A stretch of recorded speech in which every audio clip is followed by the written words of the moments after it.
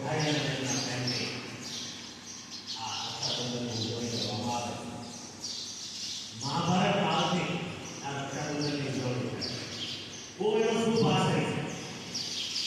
પણ આજકાલ તમે જુઓ કે રક્ષાબંધનની ઉજવણી માત્ર પર્વો પૂરતી મર્યાદિત થઈ ગઈ. મારે કહેવું જોઈએ કે સાચા અર્થમાં આપણે રક્ષાબંધન ઉજવીએ અંતરાત્માને ભેળવવાનો અંદરથી એટલે કેવડિયાભાઈએ વાત કરી કે જ્યાંથી સ્ત્રીની લાગણી એનું રક્ષણ એની માન એનું મર્યાદા જ્યાં સુધી નહીં સાચવી શકે ત્યાં સુધી ખરા અર્થમાં એ આપણે રક્ષાબંધનની ઉજવણી ન કરી શકાય. ત્યાં સુધી કહીશ કે રક્ષાબંધન એક એવું પર્વ છે કે નિસ્વાર્થ પ્રેમનો પર્વ છે. નિસ્વાર્થ શબ્દ એટલા માટે વાપરું છું કે જેમાં કોઈ સ્વાર્થ નથી. એવું ન હોવું જોઈએ કે બેન રાખડી બાંધે એટલે ભાઈ પૈસા આપે, કોઈ સ્વાર્થ નથી.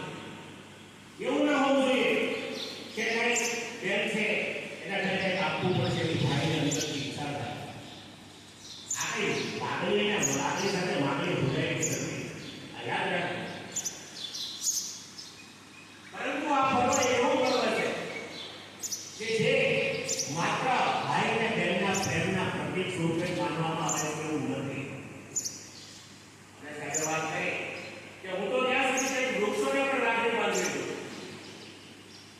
તમે ઘરમાં નવી ગાડી લાવો છો, નવું સ્કૂટર લાવો છો, નવી ફ્રીજ લાવો છો, નવું ટીવી લાવો છો, ત્યારે પણ એને રાખડી બાંધવી.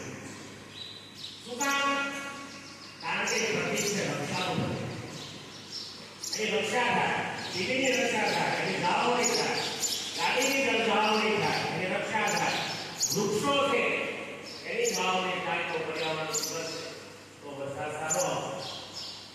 વરસાદ સારો આવશે તો બધા સુધાર થાય. આ એક એવો પર્વ છે માત્ર ભાઈ ભાઈ પૂરતું મર્યાદિત નથી. અને એવું પણ નથી કે ખાલી બેન ભાઈને રાખડી બાંધે.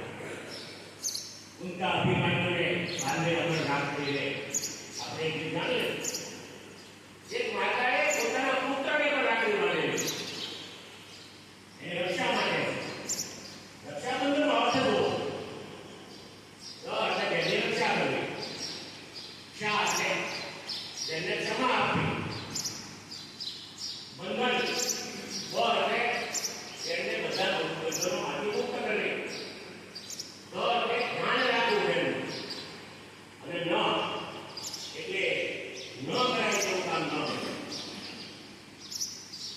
આ રક્ષાબંધનના એક એક શબ્દનો અર્થ આને બરોબર સમજવું. આ રક્ષા સૂત્ર એ ત્યારે રાખડી બને છે કે જ્યારે ભાઈ બહેનના પ્રેમની અથવા તો બહેનના રક્ષણની જવાબદારી જ્યારે આપણે સંપૂર્ણ રીતે લઈએ ત્યારે એ સૂત્રનો ધાવો નથી, એ સાચા અર્થમાં રાખડી. આ યાદ રાખો. અને હું ત્યાં સુધી કહીશ કે ભાઈ બહેન હોય કે ઘરે લડતા હોય, ભાઈ જીભ ઉપર હોય અને બહેનના મુખેથી પપ્પા એવો શબ્દ બોલાઈ જાય એટલે બહેનની જીભ નીકળે. એટલે કહું કે ખટાવ